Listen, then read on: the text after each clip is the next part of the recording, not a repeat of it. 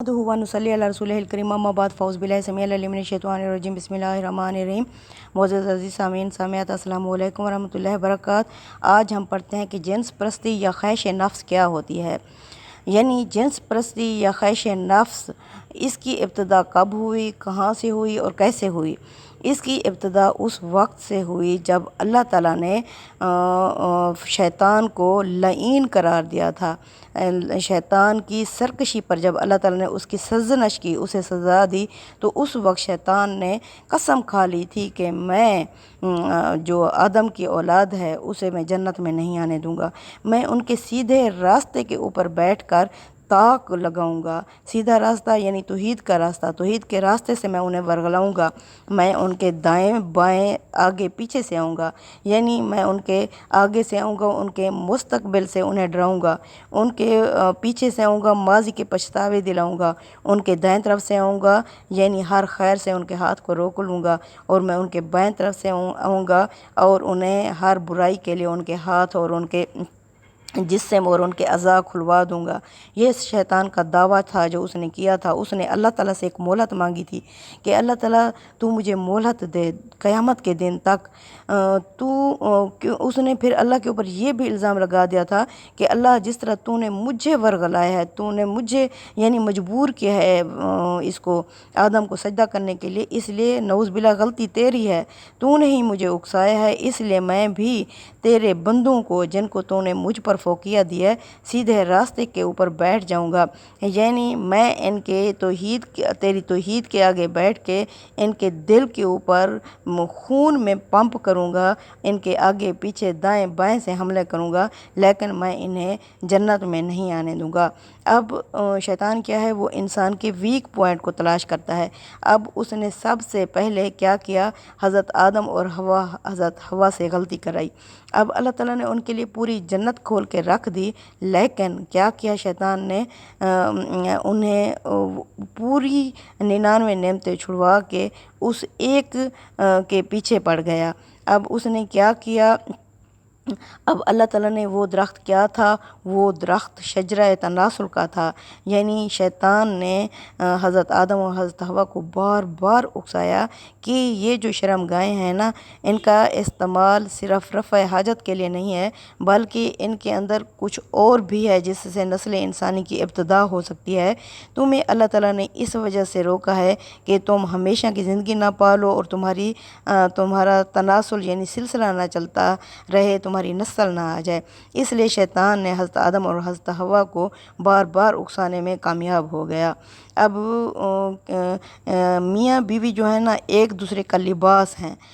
तो ये इनका रिश्ता हज़रत आदम और हज़रत हवा का मियाँ बीवी का था, लेकिन इनके ऊपर अभी पाबंदी थी। वो किस तरह, जिस तरह रोज़े में पाबंदी होती है, लेकिन एक अज़ान का टाइम होता है तो रोज़ा खुलता ज़रूर है। लेकिन उसने क्या किया, यानी कि अल्लाह ताला का एक इम्तिहान था, अल्लाह ताला ने ये इम्तिहान यानी बस ज़रूर करनी थी, लेकिन शैतान पहले रोज़ा इफ्तार कराने में कामयाब हो गया।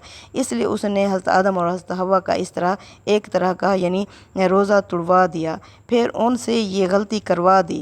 अब जब उन्होंने ये गलती कर ली तो उनके ऊपर वो खुल गया। अब क्या है, मियाँ बीवी क्या है, यानी एक दूसरे का लिबास हैं, और अल्लाह ताला ने इन्हें इजाज़त दी है कि ये वो लिबास पहनकर इस दरख्त का फल खाएं, लेकिन शैतान हमेशा इन्हें इस लिबास के बग़ैर ही इस फल खाने की तरगीब देता है। वो किस तरह, यानी मियाँ और बीवी एक दूसरे का लिबास हैं।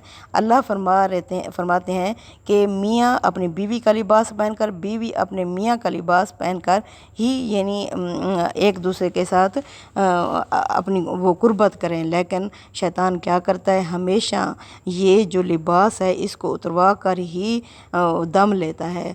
ये इंसान का वीक पॉइंट है जहाँ से वो शैतान हमला करता है। उसने सबसे पहले हज़रत आदम और हज़रत हवा को से ये गलती कराई, यानी वो मियाँ बीवी ज़रूर थे लेकिन एक पाबंदी उनसे हटवा दी।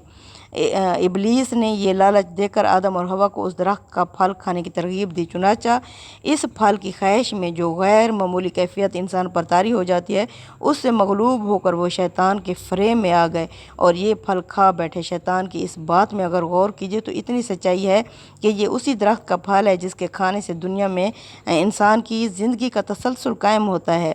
ये उसमें एक सच्चाई थी, लेकिन ये है कि उसने ना वो पाबंदी इंसान से हटवा दी। अल्लाह ताला ने इंसान को फ़जीलत दी, यानी उस फ़जीलत को उसने वो कर दिया कि अल्लाह तूने इसको मुझ पर फ़जीलत दी थी और इसकी औलाद को भी फ़जीलत है, तो मैं भी इनको जन्नत में नहीं आने दूँगा। अब जब उन मियाँ बीवी को इसने सबसे पहले हमला किया, अब ना इसका वीक पॉइंट यही है।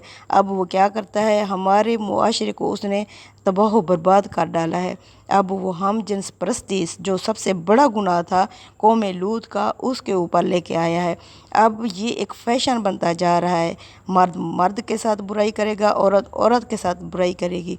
इस तरह की बुराई को यानी हम इंसान जो इसको ये बीमारी फैलती जा रही है, इसको बुरा नहीं समझ रहे। ये सारा किया धरा किसका है? शैतान का है। क्योंकि शैतान ने कहा था, अल्लाह मैं सीधे रास्ते पे बैठ के इनकी कमज़ोर वीक पॉइंट से मैं इनके ऊपर हमले करूँगा।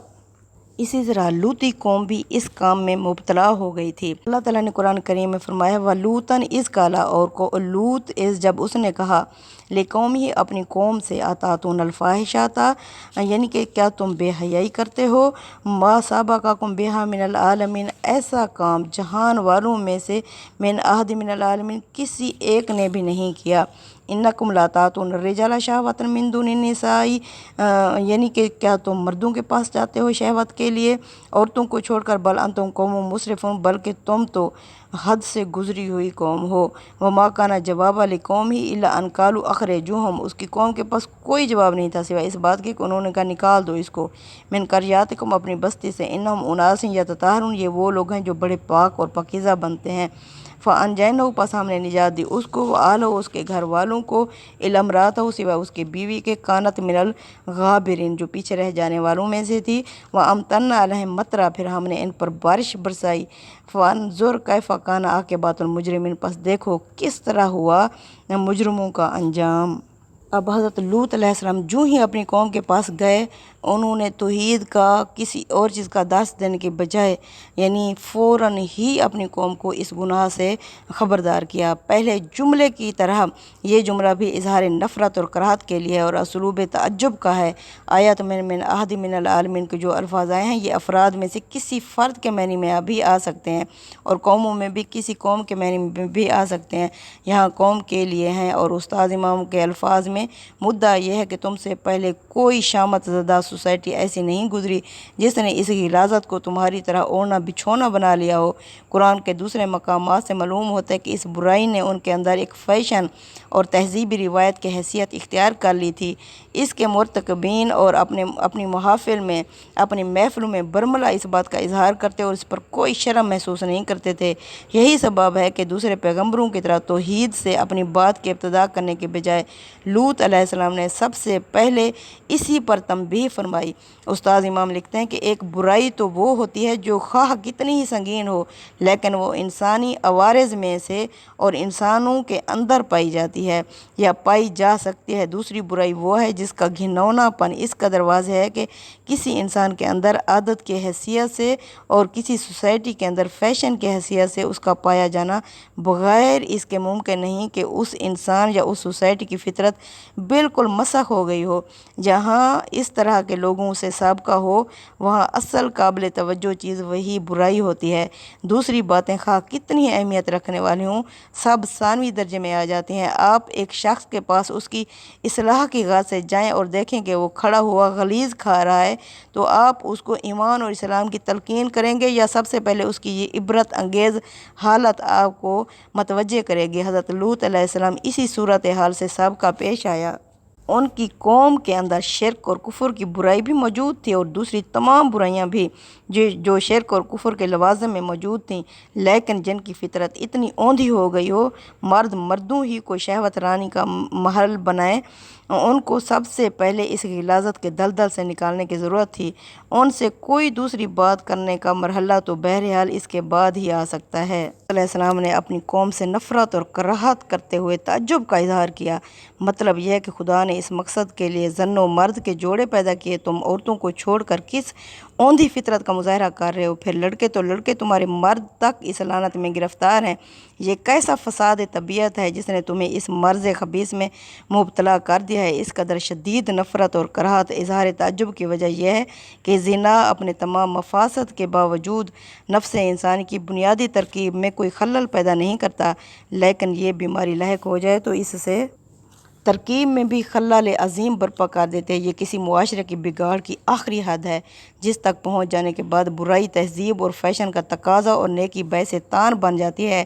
لوگ یہ جاننے کے باوجود کہ پاکیزگی کیا ہے اسے اپنے اندر برداشت نہیں کرتے اور اس کے علم برداروں کو اپنی بستیوں سے نکال پھینکنا چاہتے ہیں تاکہ جس طرح انہوں نے کپڑے اتار دیے ہیں باقی سب بھی ننگے ہو جائیں اور کوئی بھی احساس دلانے والا باقی نہ ہو۔ فرماتے ہیں اور اس قوم پر پتھروں کی بارش برسا دی جس طرح کے برسانے کا حق تھا، پھر دیکھو ان مجرموں کا کیا انجام ہوا۔ پیغمبروں کی طرف سے اتمام حجت کے بعد ان کی قومیں بالعموم کنکر پتھر برسانے والی آندھی سے تباہ کی گئی ہیں۔ قرآن نے دوسری جگہ اسے حاسب سے تعبیر کیا ہے۔ یہ اسی کا بیان ہے کہ اس میں تمام چیزیں میل ملا کے ایک اور طوفان بن جاتا ہے۔ اب جس مقصد کے لیے اللہ تعالیٰ نے یعنی حضرت آدم اور حضرت حوا سے ابتدا کی تھی، اب اس سے ہمیں کیا واضح ہوتا ہے؟ نمبر ایک، سرکشی اور تکبر خدا کے نزدیک سب سے بڑا جرم ہے۔ اس کا ارتکاب کر لینے کے بعد انسان ہمیشہ کے لیے راندہ درگار ہو سکتا ہے۔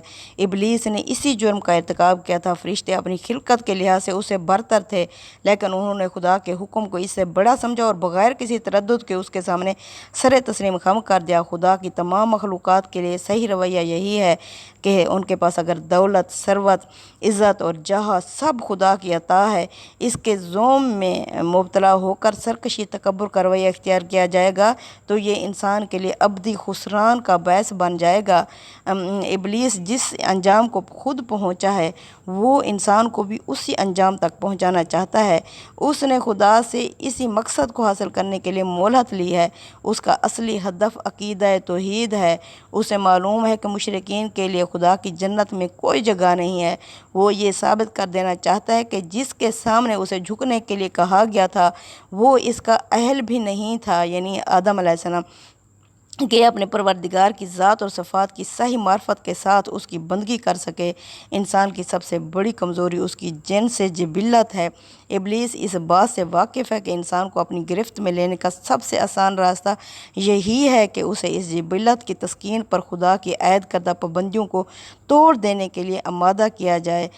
اس لیے وہ ان سے ہم جنس پرستی جیسے بڑے گناہ کرواتا ہے۔ وہ آدم اور حوا پر اسی راستے سے حملہ آور ہوا تھا۔ اس کے لیے وہ ہر دو، ہر فریب، ہر چتر استعمال کرنے کے لیے تیار رہتا ہے اور لوگوں کو اسی طرح شیشے میں اتار لیتا ہے جس طرح ابدیت کا لالچ دے کر اس نے آدم اور حوا کو شیشے میں اتارا تھا۔ اپنے حریف کے محاذ میں یہ کمزور ترین مقام ہے جو اس نے پہلے دن سے حملے کے لیے تلاش کر رکھا ہے۔ غلطی ابلیس نے بھی کی اور غلطی آدم سے بھی ہوئی، لیکن دونوں میں فرق کیا ہے؟ ابلیس کو غلطی پر توجہ دلائی گئی تو وہ اکڑ بیٹھا اور بندگی سے منہ موڑ کر سرکشی کا رویہ اختیار کر لیا، مگر آدم اور حوا نے یہ نہیں کیا۔ انہیں جب احساس ہوا تو انہوں نے فوراً ہی اللہ سے ندامت اور شرمساری کے ساتھ وہ فوراً اپنے رب کی طرف پلٹے اور معافی مانگ کر اس کے دامن رحمت میں پناہ ڈھونڈنے لگے۔ چنانچہ ابلیس ہمیشہ کے لیے راندہ درگاہ ہے اور بنی آدم کے لیے جنت کے دروازے کھلے ہیں۔ وہ جب چاہیں نیکی اور خیر، توبہ اور استغفار کا زاد راہ لے کر اس میں داخل ہونے کے لیے سفر کی ابتدا کر سکتے ہیں۔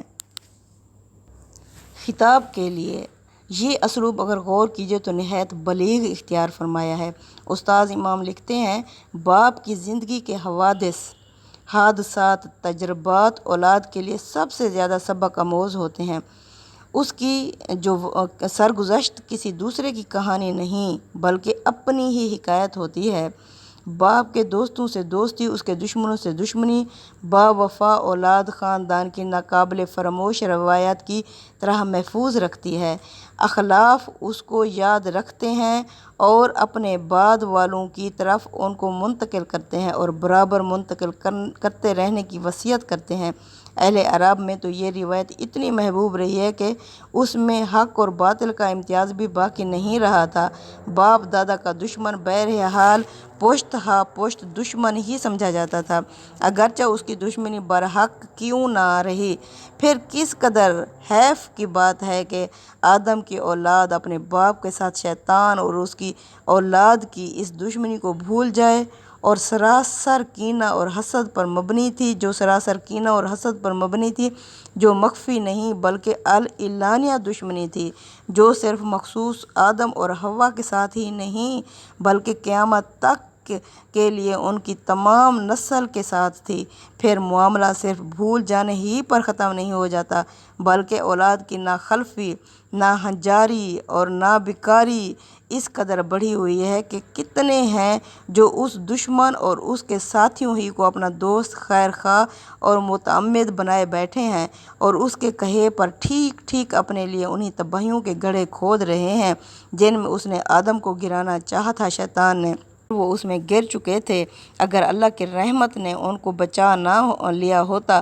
قرآن کی بلاغت بیان کے قربان جائیے کہ صرف یا بنی آدم کے خطاب کے 2 لفظوں کے اندر اس نے یہ سارے مضمرات محفوظ کر دیے ہیں۔ آدم علیہ السلام کا جو غیور اور باوفا بیٹا اس خطاب کے ساتھ قرآن کی ان یاد دہانیوں کو سنتا ہے تو اس کی رگ رگ شیطان کے خلاف جوش حمیت اور غیرت سے بھڑک اٹھتی ہے۔ صرف بے غیرت اور ناخلف ہی ہیں جو اس خطاب کے بعد بھی ٹس سے مس نہیں ہوتے اور اتنے بڑے گناہوں کا ارتکاب کرتے ہیں جو زمین میں کسی جہان والوں میں سے کسی نے نہیں کیا تھا۔ اب یہ اس میں ٹرینڈ اور فیشن بنتا جا رہا ہے۔ ہم جنس پرستی جیسے بہت بڑے گناہ میں یہ اولاد آدم مبتلا ہو گئی ہے۔ اگر واقعی ہی یہ اپنے خدا اور اپنے باپ آدم کی وفادار ہے تو ان کے اندر اس غیرت کو جاگنا چاہیے اور شیطان کے وار کو اس کے منہ پر دے مارنا چاہیے۔ السلام علیکم ورحمۃ اللہ وبرکاتہ۔